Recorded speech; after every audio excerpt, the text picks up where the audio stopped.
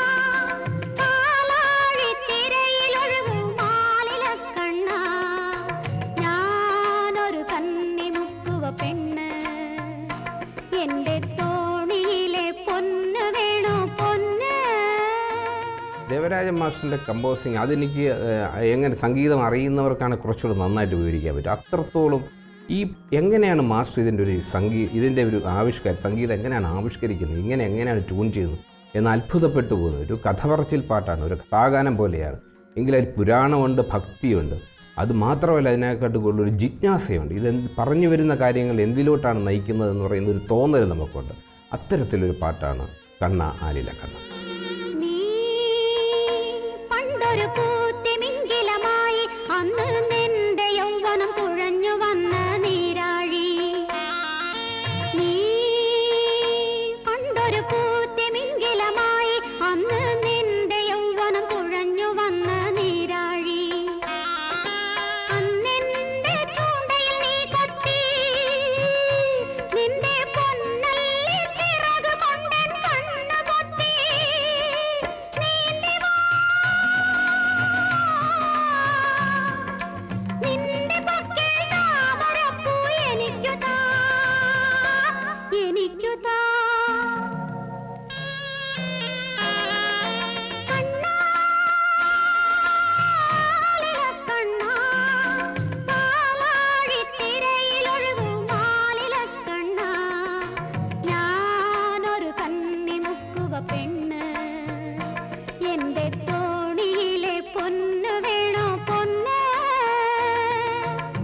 പിന്നെ ഇതിൻ്റെ പ്രത്യേകത വെച്ചാൽ ഈ സിനിമ അഭിനയിക്കുന്ന സമയത്ത് ശ്രീ വയലാറാണ് ഇതിൻ്റെ ലിറിക്സ് എഴുതിയത്. അപ്പോൾ അദ്ദേഹം പറഞ്ഞു, എനിക്ക് ആ കുട്ടിയെ കാണണം, എന്നിട്ട് എനിക്ക് എഴുതാൻ പറ്റുള്ളൂ എന്ന് പറഞ്ഞിട്ട് ഞാൻ ഈ സിനിമ അഭിനയിക്കുന്നൊരു സീൻ അദ്ദേഹം കണ്ടിട്ട് ഒരു ബുക്ക് എടുത്തിട്ട് എന്തൊക്കെയോ കുത്തിക്കിറുക്കുന്നത് കണ്ടു. അപ്പോൾ എനിക്ക് തോന്നുന്നു എൻ്റെ കണ്ടതിന് ശേഷമായിരിക്കും ഈ പാട്ടുകളൊക്കെ എഴുതിയത്.